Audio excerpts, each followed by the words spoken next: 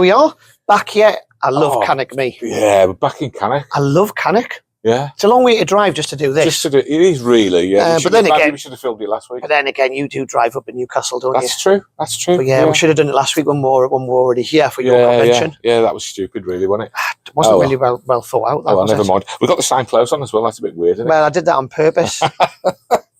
Oh dear. So, what's been going on then? What's BGT happening? is really the big thing. Britain's Got Talent, magicians. Have you noticed there's more magicians than ever now? Since they've started, so in the first years of Britain's Got Talent, right, magicians, they showed us up in a terrible light, I think. They did. And I think sometimes that was a deliberate thing. You know, they'd make us look, make magicians look stupid. Yeah, but and they didn't get very far and all the rest of it. And now there's a complete 180 going on. I mean, I know Russ being involved with it has massively helped. Yeah. But there's now been 2 winners. I think that's the same. I think the same can be said for BGT in general and AGT. They don't tend to show bad acts anymore. Whereas if you remember years ago, I don't watch it. Have they got rid of all the cringe then? So now a lot of the stuff that you see, it's very rare they show really bad ones and take the mick out with them now. Most of them are either good or half decent. They don't tend to show ones where everyone's laughing at them and pointing and they get buzzed and stuff like that. That was the thing. They don't tend to do that much now. You used to have people come on who you know, the kids have told them they've got a great voice. Yeah, you felt bad for them though.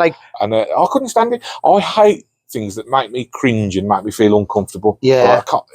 I just can't. That's why I can't watch programs like The Office. It just makes me cringe too much, right? And that's why I never liked. I used to watch Britain. I don't watch it anymore because I don't really watch a lot of telly, to be honest with you. But once the live shows started, I used to watch it because everybody was of a decent standard at that point, you know.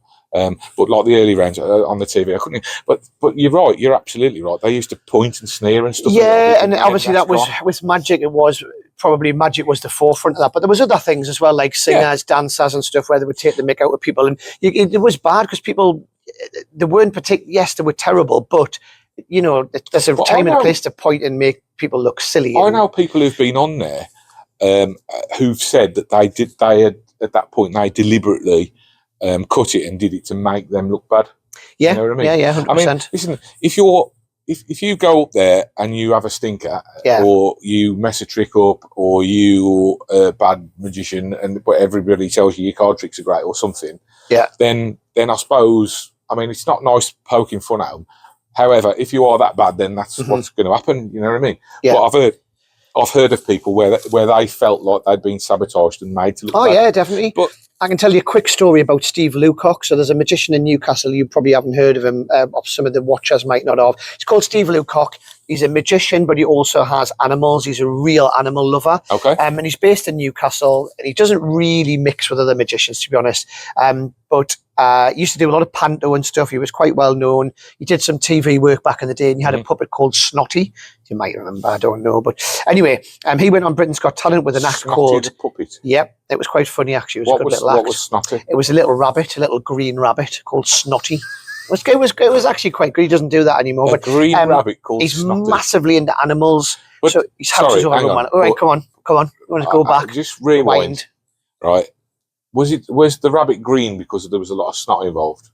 Or was it just a randomly green rabbit? I think it was a randomly green rabbit, Snotty. I think it did. I don't think it was like and snotting and spitting. You're thinking like spit the dog and stuff, you know. No, but why is it green? Why a green rabbit? I don't know. You'll have to ask him. Well, but it was quite funny. I'm not knocking it. It's quite a cool, funny I'm little just intrigued as why this rabbit was green. Is it the snot that made it green? That's what I'm asking. Well, maybe we should. Well, I'll tell you what we'll do. We'll ask him. Ask him, and we'll get it on here. Where did the name come from? I want to know. We'll probably forget all about this. You find it fascinating. Well, it's not that fascinating, but I was just intrigued because it's the first time I've heard about it. Carry on with a quick story? Yeah, carry on. Yeah, it's not a quick story anymore, is it? We went down a right avenue there. So anyway, he was on Britain's Got Talent, and he had an act called Animagique, where he produced animals. So he had owls, he had snakes, he's got foxes, dogs, skunks, you name it, all this sort of stuff. So he was on stage and he produced all these animals he had like mirror box and stuff, and he produced snakes and skunks and all this kind of stuff. And he went through and they kind of made him look not great. Like they did edit it together to make him look a bit cheesy, a bit sort of bad. Yeah. But anyway, they put him through. and then they just totally destroyed him. And he lost loads of work.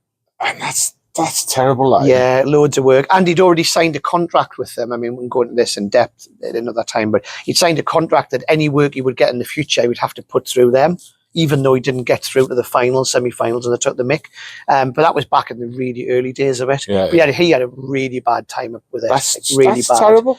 I've heard of people where they've lost work after being on British. Yeah. And the whole point of going on there is to try and raise your profile, right? Absolutely. So now we've said all that. The people who have been on recently. So recently, now James. I didn't see James. So James Phelan. Yeah, James Phelan, who is Paul Daniels' nephew. Is he? He likes to tell you that as well. So I won't go any further on that, but there you go. But he was good. You know, I've seen him a couple of times. We've had him at South Tyneside Magic Convention before. He's performed. Yeah. And his act on BGT was quite good. He did a thing with glow sticks where all the audience, or at least 1,000 people in the audience, had glow sticks. Oh, that's great. And the random person that was picked in the audience was the only one with a different colour. It was good. That is good. It was actually good acting. It involved a lot of the audience. Cameras loved it. Did they put him through? I believe they did. Yeah, he got through. And then the other one, who's a mate of mine from this area, it's Lee Thompson. Yeah. Okay. Now Lee, I mean, listen. The first thing I'm going to say about Lee, he's an incredibly nice bloke. Right. And I think that's the most important thing. If somebody's a nice bloke, you know, it's nice when nice things happen to nice people, isn't it? But I've seen footage of his performance. Yeah. And he smashed it. Oh, yeah, he would do though, wouldn't he? I mean, he's the best in the world, I think. He used to be. If you don't know, if you're not familiar with Lee's work, so Lee's a pickpocket. Yeah. And he's worked on films and movies and stuff. And he was the theatrical pickpocket for Cirque du Soleil. I was just about to say he worked with Cirque du Soleil. About 3 years he did it or something like that? He also toured with. It's not it was like the Champions of Magic, or was it the other one? What's the other one called? The Illusionists. I think he toured with them. He's done basically everything. Yeah, he's been there, done it. He was great guy, great pickpocket. He did the thing in there was that Sherlock Holmes film with Will Ferrell, and wasn't he like doing teaching all the kids there to pickpocket or something? I think I've got that right. But if you haven't seen Lee's performance on BGT, I would urge you to watch it because he absolutely rinsed Ant and Deck, didn't he? Yeah, he gets Ant and Deck up and he's taking stuff, the phones, putting he was having his hotel card and he put it back in his pocket and then he's like taking it out again and he's how many times did he say? Yeah, like 3 or 4 times. And then I haven't seen the full clip because then he went on and he took that KSI's mobile phone and stuff like this, hadn't he? Yeah. So well done, Lee, mate. But fantastic. Pickpocketing is something that I think a lot of magicians would like to do. Yes. But it's something, and actually, funny enough, that's going to lead on to a review we're going to talk about later. Ballsy magic, really. Exactly. It leads perfectly to that, which we'll talk about in a minute. And I would say, like, watch stealing, pickpocketing is something you just have to have the balls to go and do it. And obviously, I think you've got to at least to get started. You've got to confidence. Be not afraid to fail, haven't you? Yeah, exactly. But I'm hoping to see more, Lee. There's no question they would have approached him to go on. Yes. You know, they do that. If you don't know much about BGT, that is what happens generally. Yeah, so some of the big acts, they get poached, they'll approach NAC and say, look, can we have you on? To be honest, sometimes they take convincing to go on. Say, I don't want to go on, you know, for these whatever reasons. And they convince them and say, look, come on, we'll look after you, we'll do this. Yeah. And I would imagine for him, because he is quite high profile in the magic world, that he would have took a bit of a convincing to go on. But I hope he gets through, because I want to see, because I know other stuff that he does. Yeah. He nicks belts, ties, glasses, hats, items of clothing. Yeah. Like it's great, and I want to see him do more of it, and get the recognition I think he deserves more of. Although he still gets a lot of stuff as well. He does like physical comedy and clowning and stuff like that as well. Yeah. I mean, one of the first times I met Lee, oh gosh, must be 20-something years ago, and it was at a corporate event. And he was like dressed up as this like dusty old waiter, you know, and he got like the bald wig on and everything, and the face makeup and everything, and he patted his clothes and all this dust came. And his wife, she doesn't perform anymore, Natalie, but Natalie was with him, and she was dressed up like a waitress. So they used to go out and do kids shows. It was Charlie, Farley, and Rags. Okay, and that's Natalie's wife, but she's gone into, I think she's a I'd hate to get this wrong, but I think she's something like a mental health nurse or something like that now. So she's got out of entertaining and completely gone into like healthcare. But yeah, she's. But he's such a talented guy. It's unbelievable. Yeah, it's great. So I'm glad he's done. I want to see him go to the next level. I want to see what he's going to do next year. I love the guy. I can't speak highly of him enough. So that's fantastic. All right, well, we'll look forward to it, and we'll share on here more news about it when we hear it. Yeah, absolutely. So there we go. Also last week. Yes. While we're at the CCC convention, yes, we interviewed Vinny Sagoo. We did.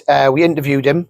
He talked a little bit about himself, and I interviewed him, asked him a couple of questions about his favourite stuff, the type of stuff that he does, and he showed me one of his favourite tricks, there you go, which he sells. So here you go. go. Look at Vinny. Here it is.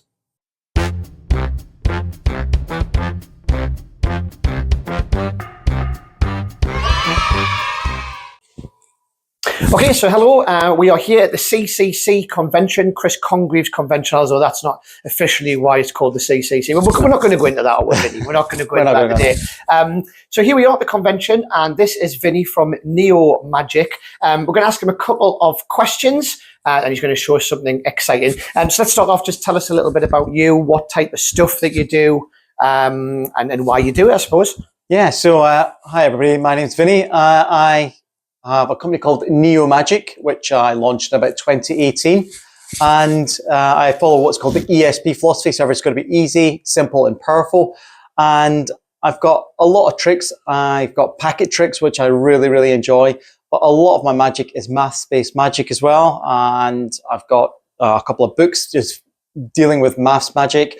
And I've got lots of fun, quirky little effects that I really like. And I like to put things out that people can pick up and really start doing straight away. Whether you're a hobbyist or a professional, there's something that I've got for everybody as well. And you've been doing it a long time, haven't you? Yeah, so I've been doing magic since, I think I picked up my first trick when I was about 8 years old. And I originally come from Glasgow, and I used to grow up, and when I grew up, I used to go to Roy Walton's shop called Tam Shepherd's in Glasgow. Unfortunately, it's no longer there anymore. And that's where I got the magic bug. And after that, I just started to just buy every single trick I could find or save my pocket money up, washing loads of cars. And I just, so I absolutely love magic. And you used to work as well, didn't you? You used to sort of go out and perform quite a lot. You worked a bit. So I used to do quite a lot of gigs, mainly after university, try and make some money. And after that, I did weddings, and I've done events, corporate events as well. And that's where some of the effects I've created have kind of come from as well. Like I've got a trick with a badge which says magician on it, and it turns it around, and it's got a reveal on it as well. So that I used that for something that I could break into groups as well. And that was kind of came from when I used to gig.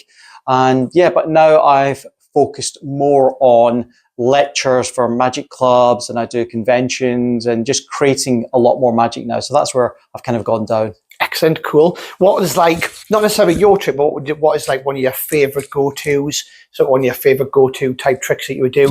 Could be anybody's trick or even one of yours? Yeah, well, I think tricks that I really enjoy, I don't know about go-to, but I really enjoy the workings of Tenyo magic tricks. They're some of my favourite tricks, and I'm a massive Tenyo fan. And people think they're little kind of plastic, like novelty toys or something like that. But the ingenuity behind them is just fantastic. And I absolutely love Tenyo tricks. And I think that was one of the tricks. A Birdwatcher by Tenyo was one of the ones that really got me thinking about maths and how that worked. And it really kind of led me down a different kind of path. So I enjoy that. And packet tricks as well. They're like some of my favorites, like Twisted Sisters by John Bannon, and lots of other Color Monty. All of these tricks have really kind of helped me. I've forgotten about that Tenyo one actually until you mentioned it. Oh, Tenyo that was a really good trick. Yeah, it was. Actually, yeah. It was. Tenyo have some great stuff. Cool. So you're going to show us a trick. I think it's one of your own sort of favorites. Is that right? That's right. So I'll show you a trick called Attraction, which I absolutely love, based on just loads of different kind of effects that I've loved over the years. So it involves a magnet. So I'm going to keep that there because it's very, very powerful. And these are just some 10s, and these are just red back ones as well. So what I'll do is I'll make it easy for you guys to follow. I'll put them face up and face down, so there's no moves at all with this effect. And I'll just leave it there like that. If I take this magnet and I just bring it over here and give it a quick spin, oops, just like that, you'll realize that the back of that card goes a bit weird like that. If I just give it a bigger wave like this, you'll realize that that one goes a bit crazier. If I take it and just give it a little wiggle like this, the colours begin to change in the back of that card, and you see that one's gone. And if I actually take it and just rub it on the back of that card, you'll see that actually begins to fade. If I drag it across there, that begins to fade even more. And if I just hold it above it, you'll see the moment that the magnet sticks to the card. If I just put it there, you'll see, did you see it come up? That magnet has just attracted all the ink from there, and it ends up on the back there, and that's called attraction. That's very good. That is very cool. Oh, thanks. So inspiration for that came from like Presto Printo and Dominic de Vivier's printing one. And I thought it'd be so cool just to have an effect whereby I can have different colors and all sorts of crazy things happening. And the reset, for instance, that you just pick up the cards and it resets. So I wanted all these factors in there. And I love attraction because I think, you know, there's just so much magic and there's no sleight of hand involved. Yeah, it's highly visual. Yeah. The other thing I wanted to ask you about is this over here is the book. My book. Yeah, so we did review this on one of the other things, but is that your latest book, or because you obviously you mentioned about your maths books and stuff, you've got some other books out and stuff as well, haven't you? Yeah. Right? So My Head Hurts is my latest book. The maths book called Mind the Maths Magic I released a few years ago. It's totally sold out, but I will be updating that later on this year. So there's going to be a second version of it, the second edition, and it's going to have about 30 other effects in there. I've got some booklets called Beyond Limits, Sky's the Limits, and New Horizons as well. And they're booklets that I've done, which I used to lecture, and they're getting consolidated as well soon. But My Head Hurts is something that's been brewing for about 25 years, believe it or not. And it's got about 30 effects that I really enjoy, stuff that I do on stage. Earlier this year in February, I was lecturing at Blackpool Magic Convention, and I opened up with an effect from there and did several effects from there. So they're all in there, really good ones, quadratic. And a lot of magic in there involves maths, but the maths does the heavy lifting. You just take the credit for it, which I really like. And then last month in March, I was in Maryland, Washington, D.C. at Maryland University for a maths and magic conference. And I used some of the material there to fill some of the top maths minds in the whole world. So it's a big book. I know you've reviewed it, and it's we reviewed it on the show a while ago, and we gave it a big thumbs up. Actually, it was really good. I know Chris loves it. So there's some really good stuff in it. Oh, thank you. Yeah, where can we get any of your effects? We can see this on the camera just up here. We can get this from www.neomagic.co.uk. Is that right? That's right. You can pop to my website. You can pick up a few of these things. I don't wholesale to many companies, but Magicbox are one of the ones. Oh, you see, big thumbs up there. Big thumbs up there for mentioning another brand. I really like, and they stock a lot of my stuff. So either go to myself or Magicbox, and you'll be able to pick up the stuff. Perfect. That's great. Thanks so much for your time. Appreciate it, and we'll speak to you soon. Cheers, man. Bye.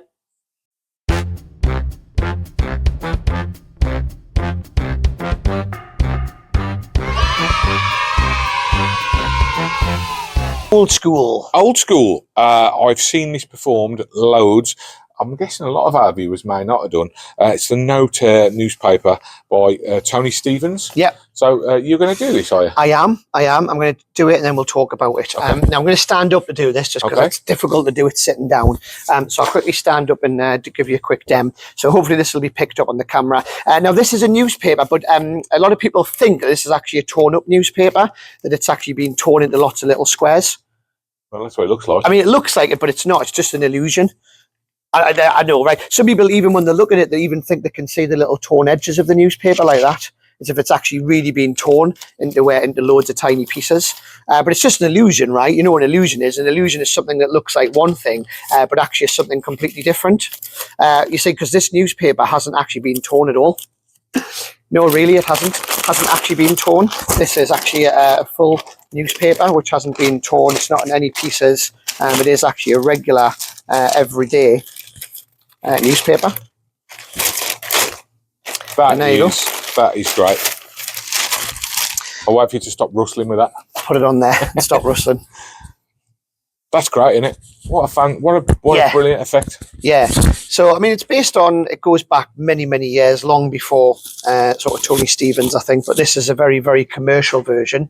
So a couple of great things about this is, I don't know how old this is, probably coming up 20 years, I reckon. Oh, yeah, easily, yeah. So this is produced by Mark Mason. Yeah. JB Magic. It's a Tony Stevens trick. But what's great about this is it literally comes in the packet ready to go. So I've literally just took it out now. We've just took that out of the box now, and then Graham's performed it straight away. Without any I mean, it didn't. I'll be honest. When I unfolded it, it was a little bit because it was folded quite well. Yeah. It didn't open as nicely as it did, but it still worked. So yeah, it's literally ready to go out the pack. It's completely self-working. Like, and I mean self-working. Like, I reckon my 9-year-old could even perform it. That's how easy it is to do. The other good plus points about this is it's got its pros and cons. I would say the con is you're not physically tearing it like you do with most newspaper tears. But the big pro is that there's no reset. Yeah. So most torn and restored newspapers, once you've performed it, you've then got to go home, re-stick things, re-glue stuff, make up another gimmick. And you've got to go out and buy more newspapers. Yes, duplicate newspapers. This you don't. I could literally go and fold it now, put it back in my case, and I'm ready to do it again. Like, the reset's probably 30 seconds, if that. Yeah. And you're ready to do it again. And you can just chuck it in your box. Not worry about it. Pick it up and do it. I've seen magicians before where they write, and I don't know whether, I don't think it comes with this, but I've seen magicians where they've wrote gag headlines on the back of it. Yeah. So you can actually read the jokes off the headline off the newspaper and get some laughs. Yeah, I've seen a few compares use it. Yeah. In that, and like you say, they'll do a joke. That's what Tony was known for, isn't it? Right. I don't know Tony particularly well. I know I don't know him at all, but he used to compare the Blackpool show every year. Ah, okay, I didn't know that. Yeah, so I've probably seen him, but I can't. So the shows at Blackpool, I mean, each year. He would be the main compere, but I think he works ships and stuff. But like, I'm the same as you. I don't know him at all. But yeah, fabulous trick, really easy to perform because I've just and I think it's sort of well? Made for how it's made. It's like £27. So I think it's pretty cheap. Yeah. As well, good opener. Like if you're the kind of if you're a closer person and you think I'd like to do maybe like take that and do it in a room like what we had last week. Yeah. When we're here at the CCTV and you're in a room with like, I don't know, 20 to 80 people in the audience. The CCTV. What did I say? The CCTV. Did that right? You know what I meant. The CCCCC convention. C's. All the C's. This is the perfect place to do that. You could walk on stage and just do that as a quick open and then go into whatever. So anybody who's looking for like a little quick, faster, that's what I like for openers. And like also, as you just sort of mentioned, if you're a close-up magician, you can always, and you're doing a gig, you can always upsell and do like a 10-minute stand-up spot at the end of your gig and whatever, and it'll give you some air miles of performing to a larger audience. Yeah, we've talked about this on one of the other ones. We both share the same thing, that we'll both have something cabaret with us when we're doing close-up, in case the booker says, do you reckon you could just do something for everybody at the end before you go? It's the easiest, it's the easiest stand-up you'll ever do, because you've already made a connection with the audience on the way around the tables, right?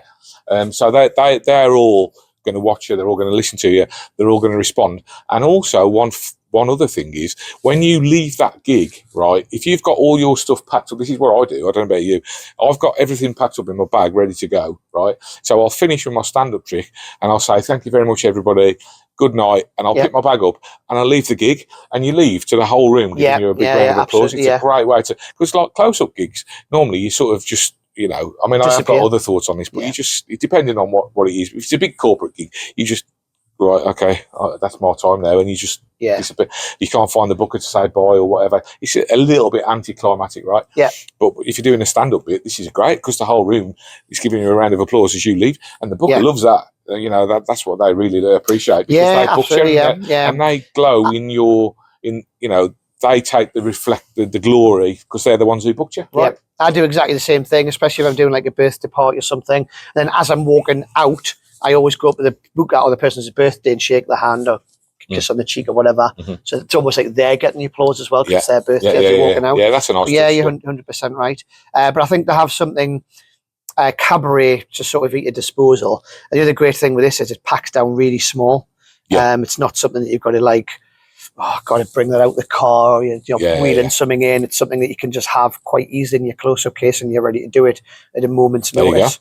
And you can make it, like you said, last a little bit longer by doing gags and stuff or whatever. If you want to, but it's so visual, right? It's the moment of magic is so visual that it's just strong magic in it. I mean, it's as simple as that. So there you go. I think we've waffled on long enough, but there you go. That's No Tear newspaper, torn and restored newspaper by Tony Stevens.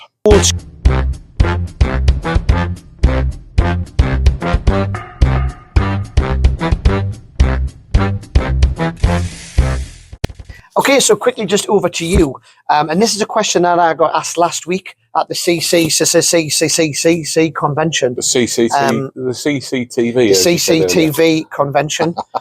This is what I got asked last week. And I was talking to somebody in the bar on the Sunday, and they were asking me about kids magic and close-up magic. And they were asking me which one I prefer and why. Okay. So I guess I can answer this a little bit, and you can as well, because I know you used to do kid shows, right? I did used to do kid shows. So the first thing that I would say about kids magicians in general, or kids magic, is I've got lots of respect for kids magicians, and I think we might have talked about this before.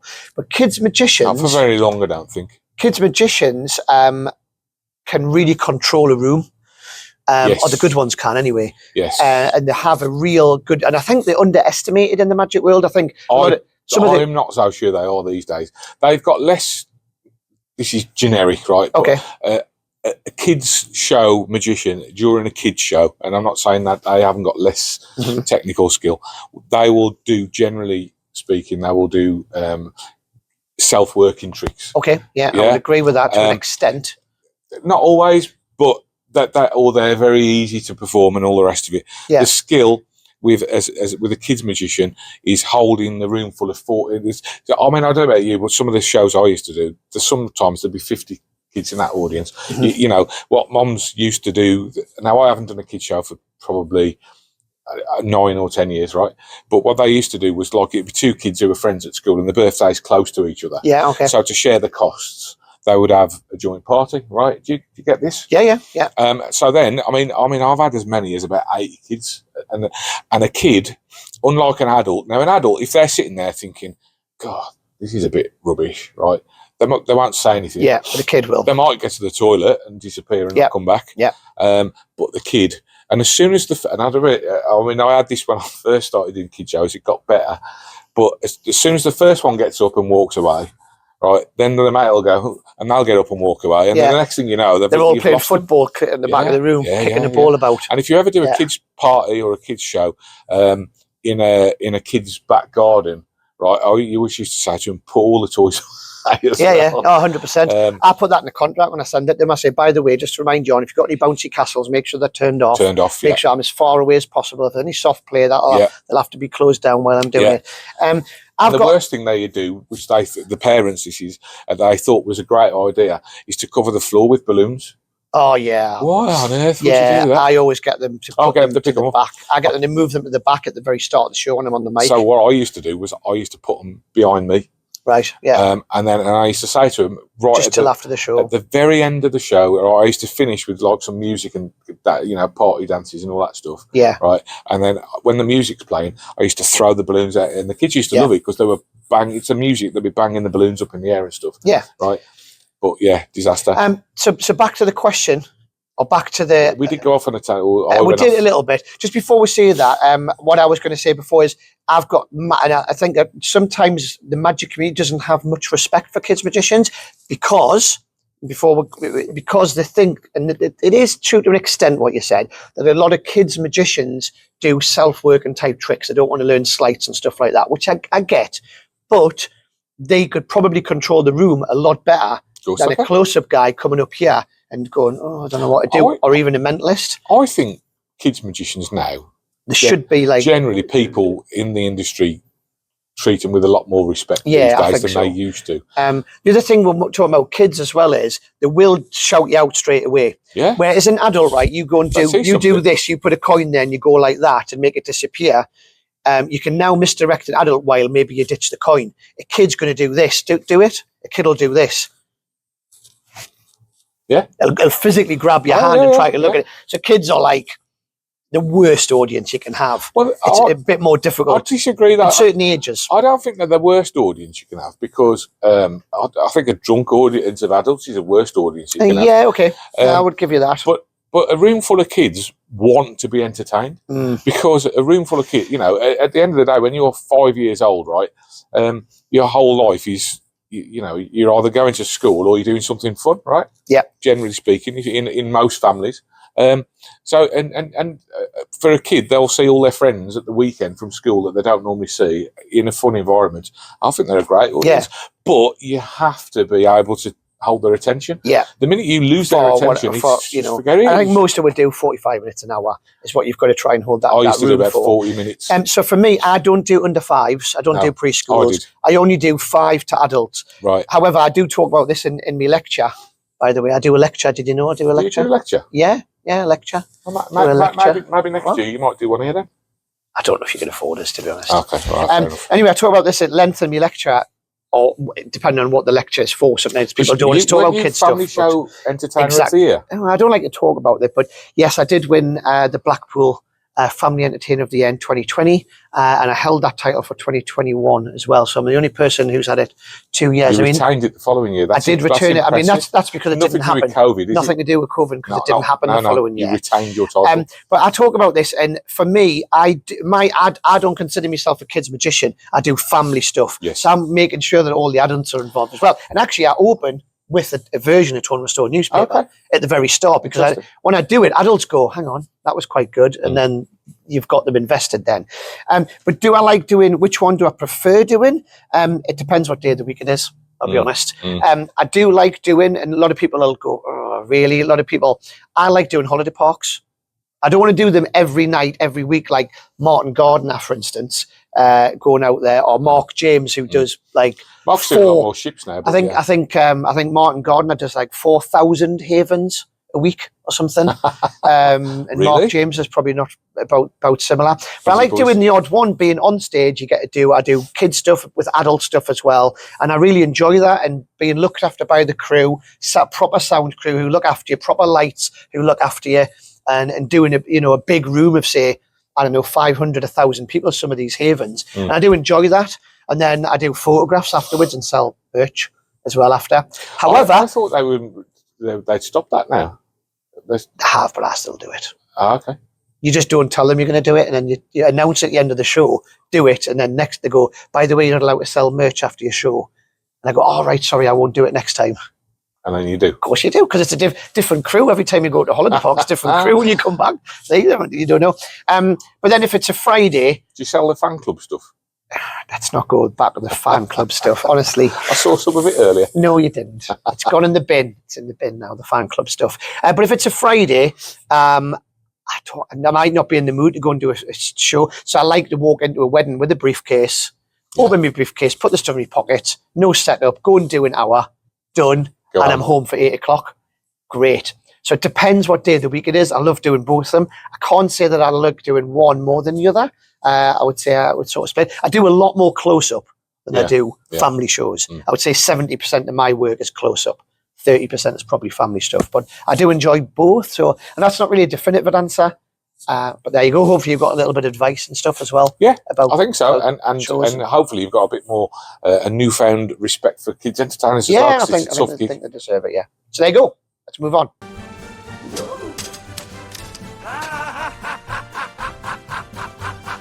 Okay, review time. Review time. So this has been out for a little while. Before we review it, by the way, you're probably wondering why this is on the table. Yeah, what's that on the table, Graham? Well,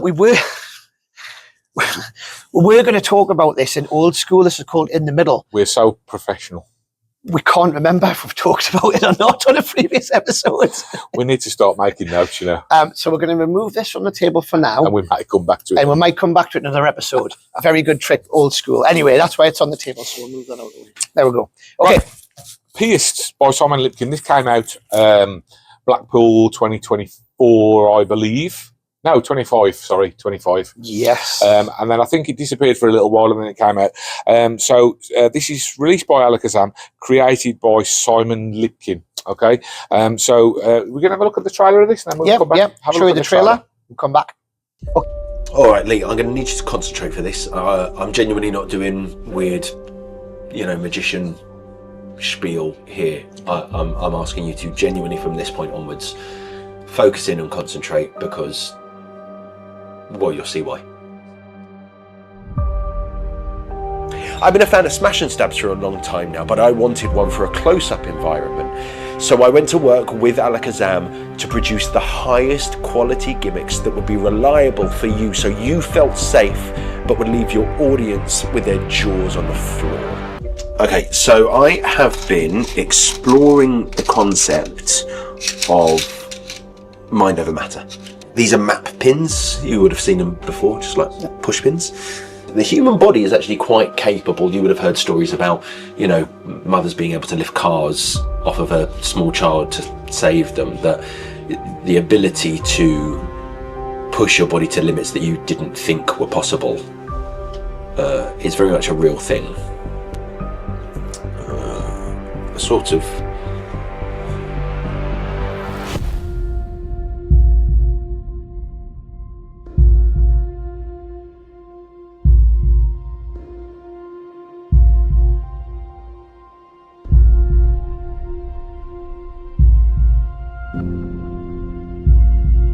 the tension that you can create using Pierced in a close-up environment is unparalleled. You will have your audience members on the edge of their seats. That takes years of practice, I'll be honest.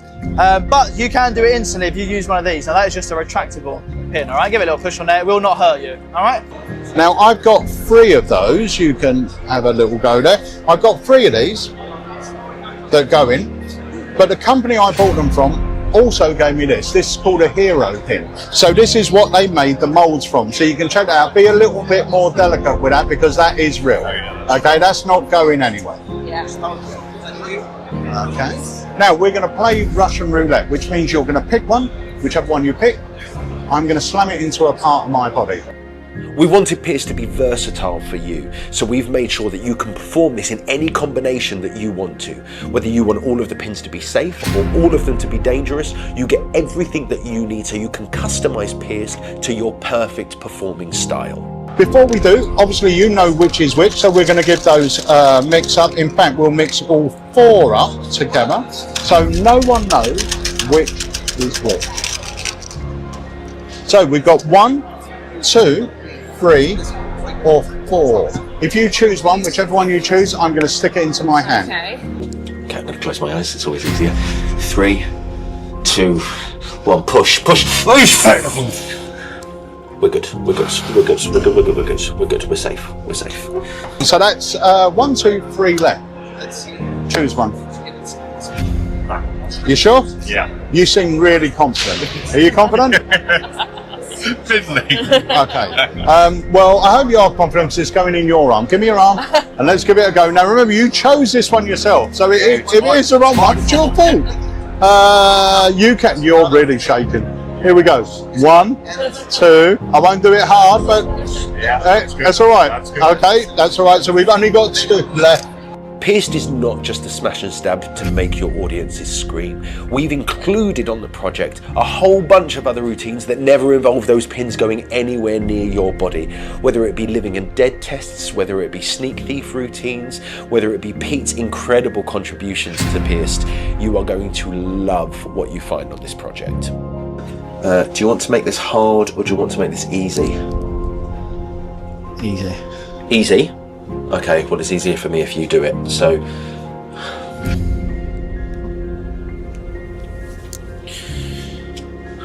About here, Lee.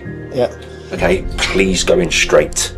If you go in at an angle, this is a lot worse. Okay. And this is easy. Well, I don't have to make the decision, you do. Okay. Not too hard, because if you puncture too deep, this is a lot of soft tissue. Yeah. All right? Okay. 3, 2, 1, go. You okay? Yep. Yeah, we're good. We're good. We're good. We're safe. We're safe. We're safe. We're safe. We're safe. Pick up one of the pins for me and place it on my hand. Don't stab it in the hand, just place it onto my hand. Any one you like, yeah? Just place it on the hand. Do you want to change your mind? Okay, change. Sure? Yeah. Okay, pick it up. Plunge it into the side of my neck. But you have to go fast and please miss the vein. Right, ready? Hang on one sec. Archie, countdown. 3, 2, 1, go. Okay, thank God it's in. You done it? Yeah. Okay, good, right, take it out slowly. That is a retractable. Please put your finger on it, make sure. Which should mean the one that was in my hand that you was going to plunge in my neck. Please touch it and make sure that is legit. That is a legit pin. Give that a try. Thank God for that. Right. Woo.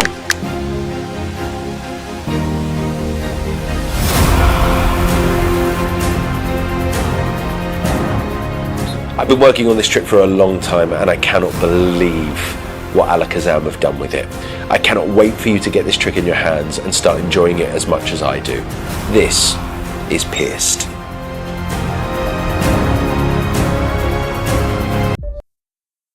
So there you go. There's the trailer for it. Gives you a rough idea of the effect. Now Simon Lipkin, he's an incredibly clever guy. He's also an incredibly talented guy, because not There's only a picture of him. is he a magician, performer, he's also a performer in the West End, and he's currently playing Fagin in Oliver, and he's absolutely fabulous. So if you haven't seen any of that work that he does, go onto YouTube and check him out. Great actor, singer, performer, brilliant. But he's also a clever cookie, because this is a smart trick, right? Very, very good.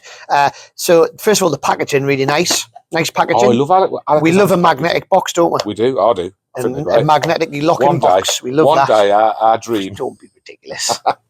We'll never get to that stage. But yeah, it's really nice. Even the box, which this is what you would carry around. So the props are inside there. Yeah, the props are inside there. I mean, I'm not going to say exactly what it is, but you get 2 sets of the pins. And this actually serves, I think we can say it's a switch tin. Can I say that? Well, you just did. I've said it, right.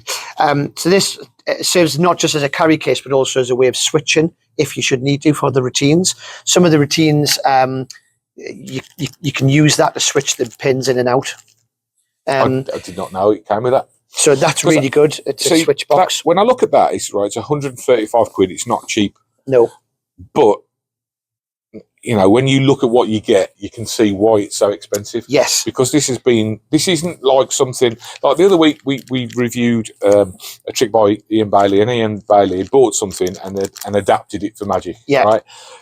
Nothing wrong with that. Yeah. We gave it a good review. We liked it. Yeah.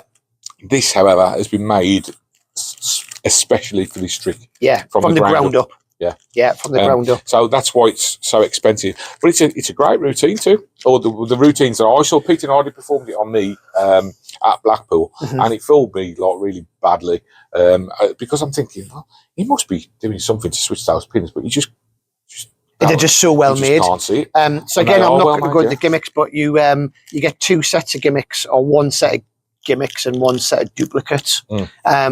I won't say what the gimmicks are, but I'm sure people who are watching this might be able to put 2 and 2 together. The thing is, mate, you can't go away and make this up yourself. No, 100%.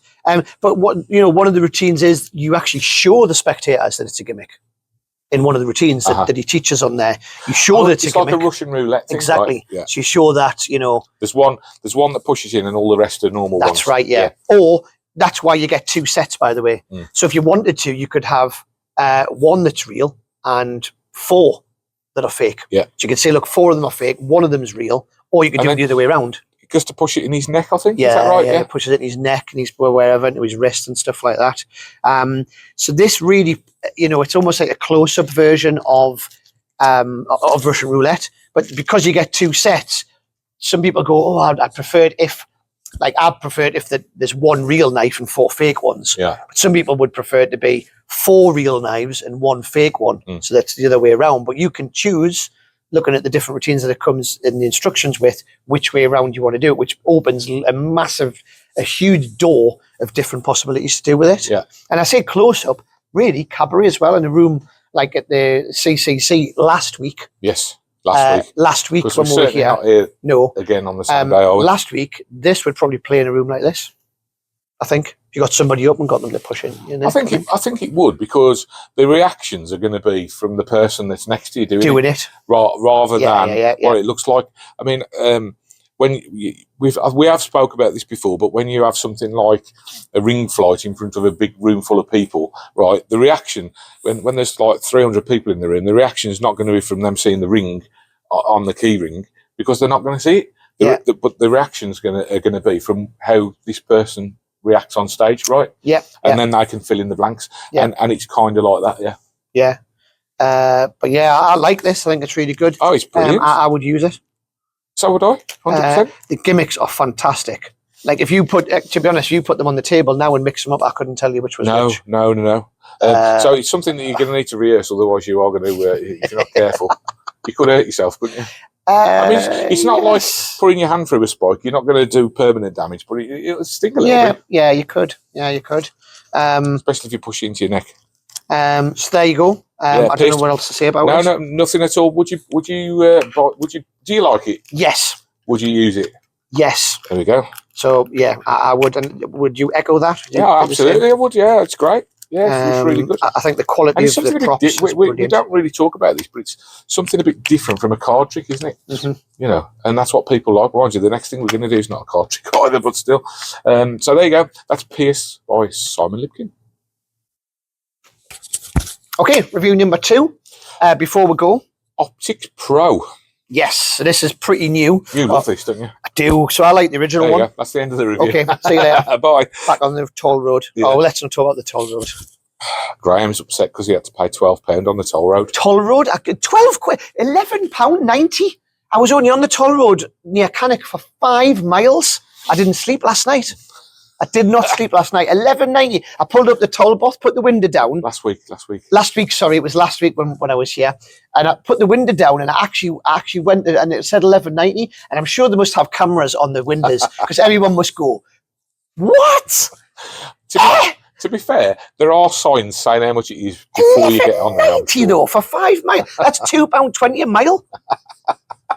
Honestly, right, anyway, sorry. £2.20 a mile. I'd never thought of it that way. Got that off my chest now. Yeah. Right, okay, so this is Optics Pro. It's put out by Henry Harris. Yes, so he does all the Rubik's Cube stuff, right? The original one, was the original one through Illusionist? I couldn't tell you.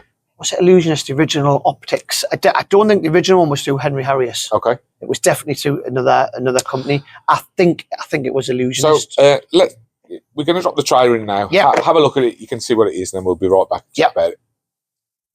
And everything I'm doing here is just giving it a little slap. And the phone is gone. Ready? Yeah. Phone? Oh my god. Look at your phone. Look, your phone. Look. 1, 2. Now your phone completely gone. And bye-bye. This is my phone. And everything I'm doing here is just giving it a little slap. And the phone is gone. You know. So this thing, I love how everything looks. You can really go in a different phase, like it's really gone. It's great. And then it's wait.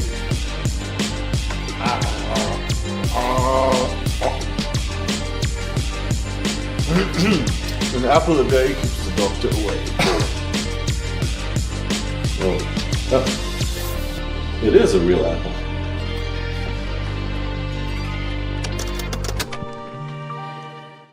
So there we go. There's the trailer. How much was that toll road? To be honest, I've got it off my chest now. Okay, you're got it off my chest. So we briefly talked about this earlier. Yeah. Ballsy magic. Yep. So I'm going to be honest, when we first got this in, the original version, I'm going to tell you why this one's different, by the way, in a second. And I don't think it's totally outrageous to tell you. I'm not going to tell you the full method, but what's added to this that the other one didn't have. When the original one first come in, and I thought, you'll never get away with that. You won't get away with it. So I remember having it in the shop and I messed about with it, played around with it for a couple of days, and then a customer came in and I did it, and I just went, right, I'm going to just do it. I borrowed his phone, did it, give him my phone back, flew, vanished the phone, and he even had a case on his phone as well. So it was a different colour. Yeah. It was a totally different colour. And you never noticed? Never noticed. Wow. And he was a magician as well, and he's filming it and then turns around his own phone and he actually got a surprise. And I was like, wow, how do you get away with that? Yeah. And exactly what Chris said, it's down to balls. Yeah, it's down balls. to confidence. Stones. Yeah. Cajones. Yeah. So why is this different from the original one? Because it's got a different method of vanishing Yes, the exactly, object, yeah. I So believe. the original method, the gimmick vanished in a certain way when you opened your hands and showed your hands empty to vanish the phone. Yeah. Whereas this is a cleaner vanish, right? cleaner vanish, you literally However, do this, it's gone. However, Go on. there will be clothing requirements for this. Correct. Yeah, there is. Yeah. So the original one, I'm guessing you could wear any T-shirt. Yeah. You could wear a T-shirt and do it. Yeah. With this version, you would need to be wearing a jacket. Yeah, or a long sleeve, a long shirt or something. Open shirt. You could probably wear something like this, right? Yeah. So take that into consideration when you think about buying this. However, that said, the vanish is a lot cleaner. Yeah. And you are left squeaky clean at the end, right? Again, when the original one come in, a magician who used to work at Magicbox called Tom Bolden, who runs, he tours now. He's just come back from Australia. He was the Adelaide Fringe, wasn't he, Tom? Yeah, he had his own show at the Fringe. He did this actually in the Fringe, in his own show. And he's also part of the lads who do Insane Magic, the Insane Magic lads. Cammy and Luke and that, and Elliot Bibby. And he does this in the show, but he did the original one. But the reason I bring that up is because he had the original one and he added this type of gimmick to it, right? Because he wanted it to be a cleaner vanish. And then they've done it now. Okay. The other thing I would say about this is not just the way of vanishing it, but the gimmick is improved as well. Okay. The actual physical gimmick of before you do the vanish is better. The light is brighter. The gimmick's more well made. It's chargeable. It's got an easier on-off switch.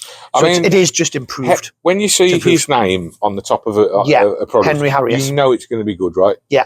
Everything that I've seen of his, the quality of the product has been top. Whether you like the trick or not, the actual props are well made. It's well thought out, etc. It's like this. It's something that's been built for the ground up for the effect, right? Yeah. So whenever I see his stuff, I always pay attention to it for that reason. Back to the bulginess, the reason that we brought this up before is I would put this in the same sort of category. Well, maybe not as hard as that. It's like pickpocketing. Yes. And watch stealing. Yeah. So to go out and do watch stealing, we were just talking about this before in the bar, that you just have to do it. You just have to have the kahunas to just go and try it and get caught. And this is kind of on the same sort of lines, I feel, that you just got to do it. The thing about pickpocketing and watch stealing and stuff like that, if you're a magician, is you can do it around an effect, right? And that's what most people do. So, you would do it around sponge ball or rings or coins or something that they're using the hands for. This is, and I remember, and we've spoke about this before, the first time I did like an Omni deck, but with no cover. Mm-hmm. So the spectator's sitting there with an Omni deck in the hand and they've got no cover. And the first time I did it, I was proper. How they didn't suss that, because I probably telegraphed it because I was a bit nervous about it and stuff. Yeah. But once you've done it a couple of times, that just leaves you done it, and I'm pretty sure that would be the case with that. You do. I could actually, I tell you what, who I think this would work with would be a pickpocket. I could see that being part of a even somebody like Lee Thompson we talked about before on BGT. I could imagine seeing him doing that, borrowing somebody's phone and then making the phone vanish and making it reappear in the hand. I think that would suit somebody like him as well. And then he could go back into the re-stealing it. And all that stuff, I think that would kind of fit that style. I mean, everybody has got their mobile phone with them now all the time. What we haven't mentioned, is who it's by. It is actually Tobias Dostal. Yes, yeah. So although it's produced by Henry Harris, it's Tobias Dostal's effect. An incredibly clever guy. What a clever guy and what a great performer. Now, I will say some of his stuff in the past, and I think it's fair to say this, is an effect people see and they go, whoa, I'm buying that, and never do it. They'll buy it. Silhouette was a good example. Did you see the thing he did with the shadows? Where he does the shadow stuff and cool stuff happen. You watch that and you go, oh my God, I'm buying. We sold loads of them at the Magic Box. And I could tell you probably if I sold 12 in a day, 11 of them were on second-hand magic probably the next day. Shame, innit? And it's a shame because it's one of those effects I think is amazing, but people don't want to put the time in. And people forget the impact it had on them. Exactly. I'm sure we spoke about that before, but something that impressed you or filled you 5 minutes before you opened the box and saw the method, why would the method put you off? Unless it's incredibly difficult, I don't know. I think the method on this is really clever, though. Yeah, it is good. It's really clever. I don't think to be honest, I don't think it's necessarily as difficult. I think one of the easiest things you had was the liquid thing, which everybody was doing, which is one of his. Oh, Murphy's one, I wouldn't say that's as easy. This is a little bit more difficult. Where would you rank that on difficulty? Difficulty about 5. It's not difficult. It's just having boldness, isn't it? It's just having the minerals to do it, really. Yeah. Also, I would say the packaging's really good as well.